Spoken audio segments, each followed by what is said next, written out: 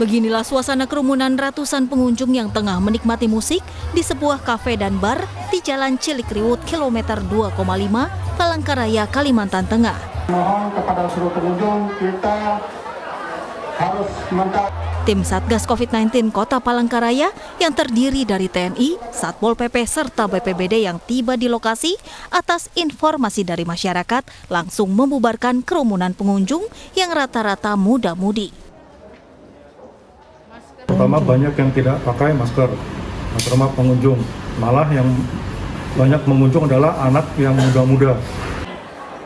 Tim Satgas memberikan teguran serta sanksi denda administrasi sebesar 5 juta rupiah bagi pengelola tempat hiburan malam karena beroperasi di luar batas waktu yang telah ditentukan.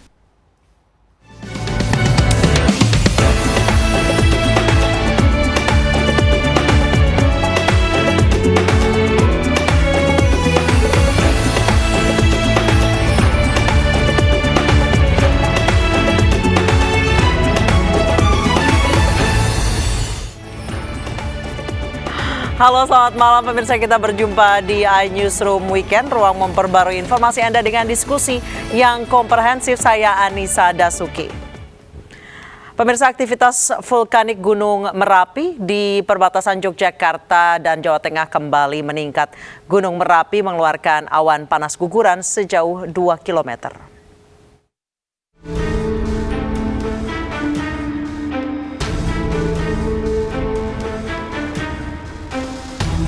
Inilah detik-detik saat Gunung Merapi mengeluarkan awan panas siang tadi.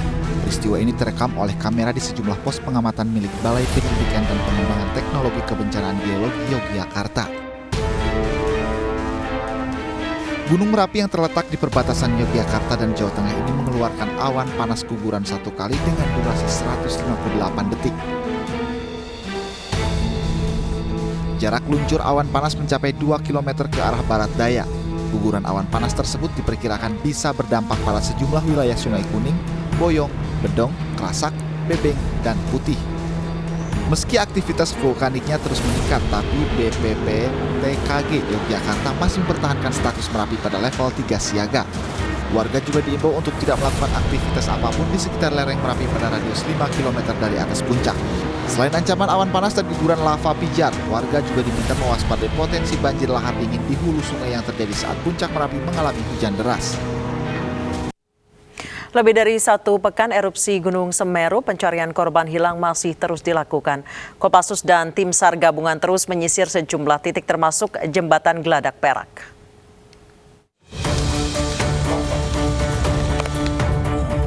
Alat berat terus dikerahkan untuk mencari korban hilang akibat erupsi Gunung Semeru. Tidak hanya alat berat, pencarian korban juga dilakukan dengan menyisir jembatan Geladak Perak. Tim SAR gabungan bersama personel Kopassus pun melakukan pencarian bersama salah satu warga yang selamat. Penyisiran dilakukan setelah tim SAR mendapatkan laporan warga adanya salah satu warga Kajang bernama Saudah yang hingga kini belum ditemukan. Saat erupsi Gunung Semeru pada Sabtu pekan lalu, Saudah bersama suaminya tengah melakukan perjalanan dari arah Lumajang menuju dan diduga melintasi Geladak Perak. Untuk di jembatan, alhamdulillah waktu itu sudah tidak ada, soalnya waktu itu gelap. Masyarakat yang selfie-selfie itu sudah lari pulang, mau hujan gitu, mau turun hujan. Cuma ada 6 orang di warung saya waktu itu. Terus tiba-tiba ada bau-bau belerang itu menyengat, saya curiga kok ini kayaknya bau abu gunung gitu. Saya terus keluar terus tiba-tiba datang awan panas naik ke atas. Terus saya sempat menghalau warga yang ngopi di warung itu ke arah atas. Yang pertama, medannya cukup curam karena seputaran jembatan tadi memang kita harus turun kemudian naik, jadi cukup terjal medannya. Kemudian di situ juga ada aliran lahar dingin. Sebagian tadi juga bekas erupsi juga masih mengepulkan asap, jadi kita perlu waspada tadi, Mas. Selain tergantung kondisi cuaca, pencarian korban erupsi Semeru juga tetap mewaspadai aktivitas vulkanik Gunung Semeru. Hingga sore tadi tercatat 46 meninggal dan 9 masih hilang akibat erupsi Semeru.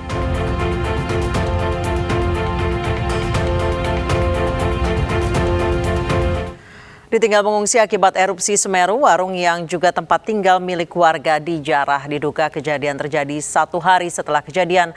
Meski mengalami kerugian, korban tidak melaporkan kejadian ke polisi. Talasenya pun dibuang. Yang dijual kepada mahal. Sutama, warga Dusun Sumber Asri, Desa Supit Urang, Pronojiwo, Lumajang, hanya bisa pasrah saat barang dagangannya ludes di Jarah atau dicuri orang. Tidak itu saja, pelaku juga mengambil tabung gas dan barang berharga lainnya. Erupsi Gunung Semeru yang terjadi pada Sabtu pekan lalu tidak saja meluluh lantakan bangunan rumah, sawah, ternak, namun juga menyisakan luka mendalam bagi warga terdampak. Erupsi telah memaksa warga untuk meninggalkan rumah, evakuasi dan mengungsi ke sejumlah tempat. Kondisi inilah yang akhirnya dimanfaatkan orang tak bertanggung jawab untuk melakukan penjarahan warung yang ditinggal mengungsi. Ini tempat roti. Warung. Ambil warung. Saya yang pulaan. Tapi setahu saya yang dijual cuma itu aja, makanan ringan itu aja, dengan jual mie goreng, mie kuah, minuman kopi itu aja, dengan snack-snack, roti ada, roti yang itu 3.000 yang selain. Meski mengalami kerugian, namun Sutama tidak melaporkan kejadian tersebut ke polisi. Dirinya berharap Gunung Semeru tidak lagi erupsi sehingga dirinya bisa kembali pulang. Informasi lainnya pemirsa, tabrakan kereta terjadi antara kereta api pengangkut batubara milik PT KAI dengan kereta lainnya. Tabrakan mengakibatkan jalur kereta tidak dapat dilalui sementara.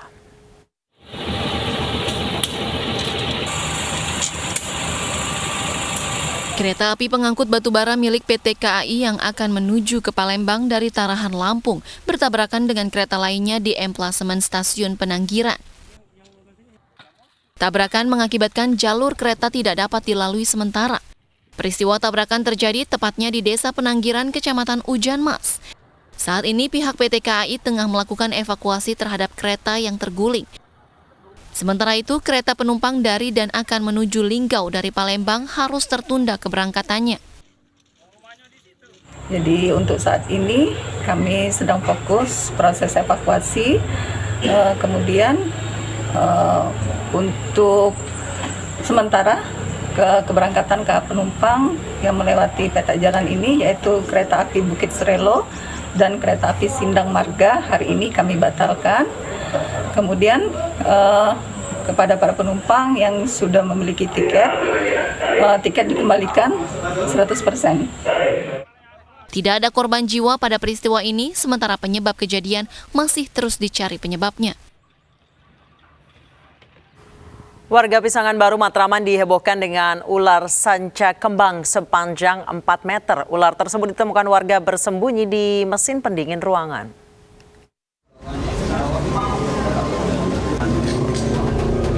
Inilah ular sanca sepanjang 4 meter yang menghebohkan warga Matraman, Jakarta Timur. Petugas pemadam kebakaran yang berupaya mengevakuasi ular ini pun kewalahan lantaran lilitan ular tersebut sangat kuat.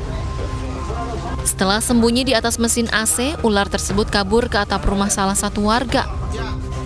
Di dalam atap, ular tersebut kembali melilitkan diri ke pipa.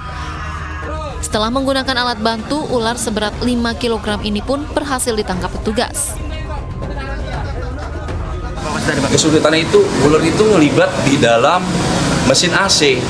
Nah, bentuk kepalanya nggak tahu, kebetulan begitu kita pegang buntutnya, malah kepalanya menongolkan lari ke genteng. Alhamdulillah kita kejar sampai genteng, sampai ke naik plafon, bisa kita evakuasi.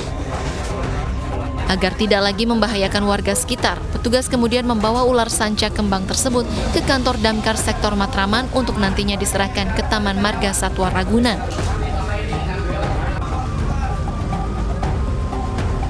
Korban pemerkosaan guru pesantren di Bandung, Jawa Barat bertambah menjadi 21 orang, 11 diantaranya masih terikat pertalian saudara dan tetangga.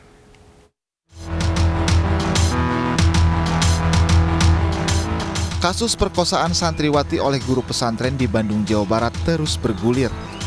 Pusat Pelayanan Terpadu Pemberdayaan Perempuan dan Anak Garut mengungkapkan, korban pemerkosaan HW bertambah menjadi 21 orang. 11 diantaranya masih terikat pertalian saudara dan bertetangga. P2TP2A terus melakukan pendampingan terhadap korban. Akibat perbuatan bejat tersangka, korban yang masih berusia belasan tahun itu mengalami trauma berat. Ini apalagi ada yang baru melahirkan, ternyata setelah melahirkan dia yang bisa melahirkan teh? Baby blues. Jadi bagaimana nggak mau makan, tetap stres, apalagi kalau rekan-rekan melihat awal bagaimana stresnya mereka keluar dari lingkungan itu. Karena Kasus berawal pada Juni 2021 ketika P2TP2A menerima laporan dari seorang kepala desa dan orang tua santri yang menjadi kasus pencabulan. Saat ini korban dilaporkan telah kembali ke orang tua mereka. Sebagian dari korban juga sudah mulai kembali sekolah dengan penerima pendampingan. Saat ini kami sudah terhubung dengan Wakil Ketua LPSK, Ibu Livia Iskandar. Selamat malam, Bu Livia. Selamat malam, Ibu. Baik, Ibu, mohon maaf, audionya masih di-mute, Ibu, boleh di-unmute? Ibu Livia bisa mendengar saya? Bisa, ya. Baik, namun kami di studio masih belum bisa mendengar Ibu Livia. Pemirsa, kami akan ulangi sekali lagi sambungan kami dengan Ibu Livia. Ibu Livia. Ibu Livia. Oke, saya copot. Oke, baik. Baik, kami bisa mendengar Ibu Livia. Baik, Ibu Livia, sejauh ini kami mendapatkan informasi bahwa santriwati ini anak-anak yang menjadi korban kejahatan seksual oleh gurunya. Ini banyak ditolak oleh sekolah-sekolah lain. Benar begitu, Ibu Livia? Tidak banyak. Ada beberapa, namun sudah terselesaikan. Saya sudah mendapat kabar baik tersebut. Oke. Ya, sudah terselesaikan dengan baik soal sekolah itu. Jadi tidak ada sekolah yang menolak lagi sekarang. Baik, berarti jadi mereka sudah aman akan melanjutkan sekolah ya, Ibu Livia ya? Ya. Saat ini bagaimana kondisi psikologis mereka, Ibu? Ya, memang yang informasi yang kami dengar dari tim LPSK yang menjadi pendamping adalah bahwa mereka memang masih merasa takut, dan ini karena juga pemberitaan yang yang luar biasa gitu. Jadi memang himbauan saya kepada rekan-rekan media untuk mungkin kita fokus pada pada pelakunya gitu, Mbak Anissa. Jadi maksudnya pada saat investigasi ke lapangan, mungkin lebih baik fokus pada pelaku tapi tidak pada korban ataupun keluarga korban, karena mereka perlu untuk menata hidupnya kembali gitu. Kan beberapa hari yang lalu sudah selesai dengan pemeriksaan saksi yang menjadi terlindung LPSK sudah selesai. Jadi berikutnya adalah memang untuk masuk proses pemulihan jangka panjang, dan kami bekerjasama dengan UPTD Jawa Barat untuk itu. Baik, Ibu, dari 21 korban, informasi terakhir yang kami terima sudah ada yang 7 orang sudah melahirkan bayi, sementara 2 orang dalam... Itu angkanya berbeda dengan apa yang menjadi terlindung LPSK. Berapa Ibu angka terkini? Yang menjadi terlindung LPSK adalah 12 orang korban ya.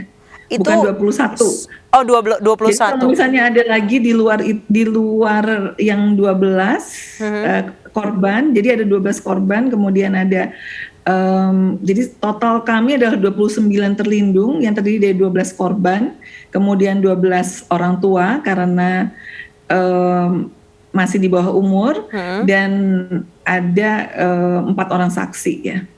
4 orang saksi. Baik, begitu. Yang sudah melahirkan, informasi yang kami terima itu ada 7 dan 2 dalam kondisi hamil ya Bu ya? Yang informasi di kami adalah 7 yang sudah melahirkan, tetapi ada 8 anak karena ada 1 yang anaknya sudah 2. informasi yang kami terima, anak-anak ini begitu dilahirkan langsung dianggap sebagai anak yatim piatu dan dimanfaatkan atau dipekerjakan untuk meminta-minta seperti itu. Benar, Ibu? Ya, dipasang fotonya dan ditulis sebagai anak yatim piatu untuk menggalang dana. Betul, Mbak Anissa. Baik, kemudian anak-anak ini yang menjadi korban kejahatan seksual oleh gurunya, itu kabarnya juga dijadikan kuli bangunan untuk membangun pesantrennya, Ibu? Iya, ya, serta juga ada soal dana ya, soal dana bantuan yang diberikan kepada anak-anak ini yang kemudian dikumpulkan kembali. Iya, katanya dana BOS dan dana Indonesia Pintar dari Kartu Indonesia Pintar itu semuanya diambil oleh guru ini. Iya, jadi sudah ditransfer ke rekening anak masing-masing, terus kemudian dikumpulkan kembali.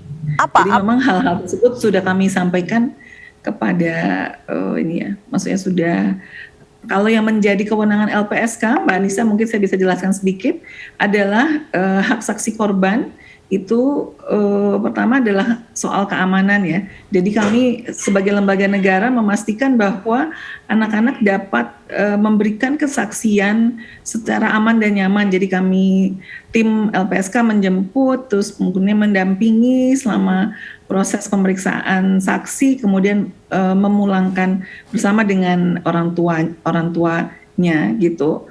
Dan itu pertama. Kedua tadi rehabilitasi psikologis kerjasama dengan UPTD Jabar, dan yang ketiga adalah penghitungan restitusi, yaitu ganti rugi yang dibebankan pada pelaku. Kami sudah mengkoordinasikan hal tersebut, sudah menyerahkan semua berkas restitusi kepada Ketua Kejaksaan Tinggi Jawa Barat. Dan harapannya akan dimasukkan ke dalam tuntutan jaksa dan dikabulkan oleh majelis hakim. Ibu Livia, sejak kasus ini bergulir bulan Juli 2021 hingga hari ini, apakah ada ancaman yang pernah mereka terima, Ibu? Kami baru mendapat permohonan perlindungan dari UPTD Jawa Barat itu sekitar bulan September, Mbak Anissa.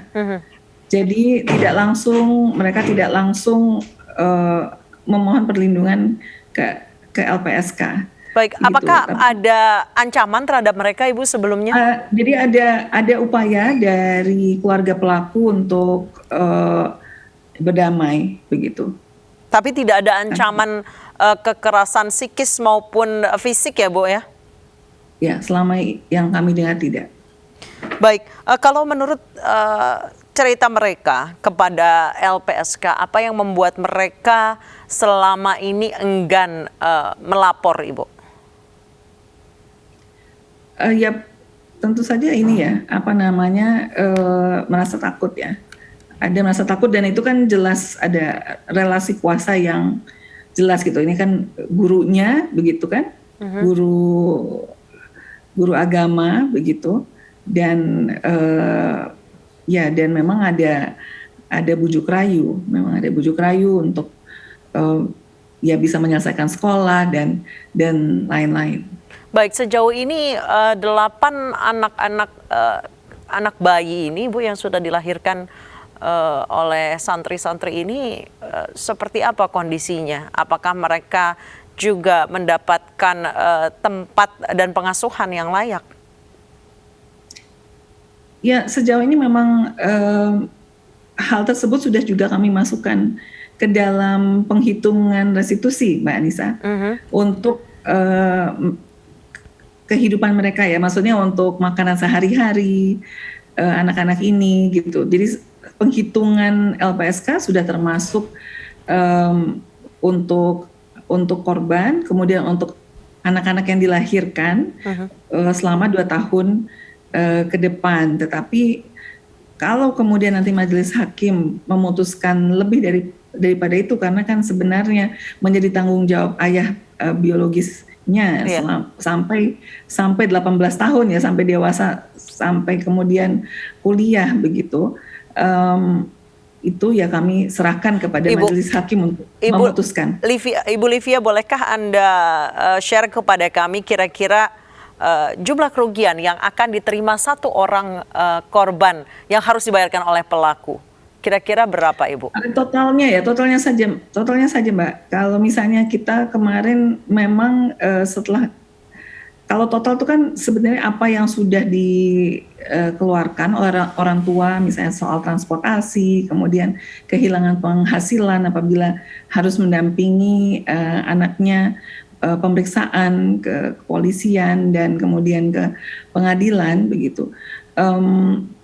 Itu jumlahnya memang 350 juta total begitu setelah dihitung. Oh, itu belum termasuk yang biaya untuk anak ke depannya ya, Ibu ya? Ya, yang sampai saat ini sih sebenarnya baru 2 tahun tadi yang saya sampaikan. Okay. Yang dihitung 2 tahun, tetapi yang menjadi lebih penting adalah bagaimana kemudian restitusi ini bisa dieksekusi, maksudnya benar-benar bisa dibayarkan. Okay. Karena ya perlu juga ditelusuri gitu ya soal aset dari pelaku ini, dari terdakwa ini begitu. Baik, terima kasih Bu Livia Iskandar, Wakil Ketua LPSK telah bergabung bersama kami di Newsroom. Selamat malam Ibu. Pemirsa, usai jeda puluhan emak-emak yang berunjuk rasa menolak dibubarkan polisi. Informasi selengkapnya usai jeda.